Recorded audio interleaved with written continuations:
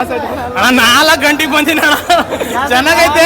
ಬರೀ ಸೇದು ಕುಡಿ ದೆಂಗು ಕ್ಲೈಮ್ಯಾಕ್ಸ್ ಮಾತ್ರ ಮುಕ್ಳಾರ ಐತೆ.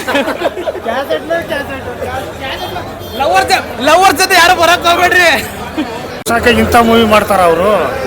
ಬರೀ ಸೆಕ್ಸ್ ಇದೆ ಅಲ್ರಿ ಮೂವಿಯಲ್ಲಿ, ಬರೀ ಕುಡ್ತಾ. ಇದು ಯಾರು ಹೆಣ್ಮಕ್ಳು ನೋಡಕ್ ಹೋಗೋ ಮೂವಿನೇ ಅಲ್ಲ ಇದು. ಫುಲ್ ಅಟ್ರಪ್ಲಾಪ್ ಮೂವಿ ಇದೆ. 4 ವರ್ಷ ಸುಮ್ಮನೆ ವೇಸ್ಟ್ ಆಗಿ ತಗೊಂಡಿದ್ದಾನೆ ಯಶ್. ಅವ್ನಿಗೆ ಸ್ವಲ್ಪ ಹೇಳ್ಬೇಕು, ಸುಮ್ಮನೆ ಹಾಲಿವುಡ್ ಬಾಲಿವುಡ್ ಅಂತ ಹೋಗ್ಬಿಟ್ಟು ದಾರಿ ತಪ್ಪಿಸೋದಲ್ಲ ಹುಡುಗರು.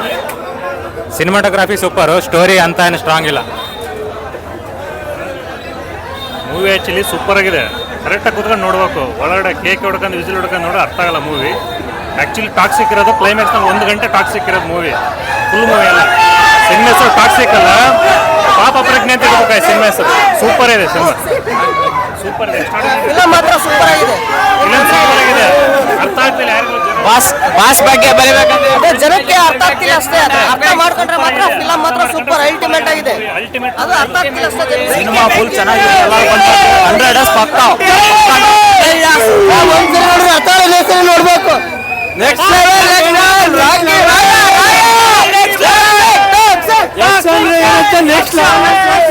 ಗಣ್ಣಲ್ಲಿ ಅರ್ಥ ಆಗಿಲ್ಲ, ಆಮೇಲೆ ಬಂದು ಇನ್ನೊಂದ್ಸತಿ ನೋಡಿ ಹೇಳ್ತೀನಿ ಸ್ಟೋರಿ.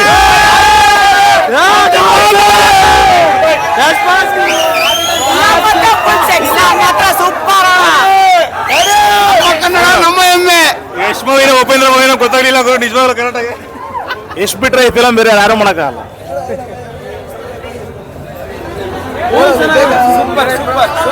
ಸೂಪರ್ ಆಗಿದೆ. ತುಂಬಾ ಅದ್ಭುತವಾಗಿ ಮೂಡಿ ಬಂದಿದೆ. ಇದು ಕನ್ನಡ ಇಂಡಸ್ಟ್ರಿ ಅಥವಾ ಇಂಡಿಯಾ ಮೂವಿನಲ್ಲ, ಹಾಲಿವುಡ್ ಅಲ್ಲ ಬಾಲಿವುಡ್ ಅಂದ್ರೆ ಮಿಂಚಿ.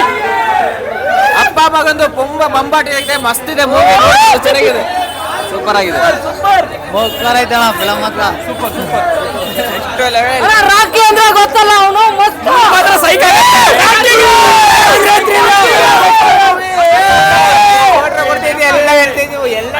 Ultimate super bro.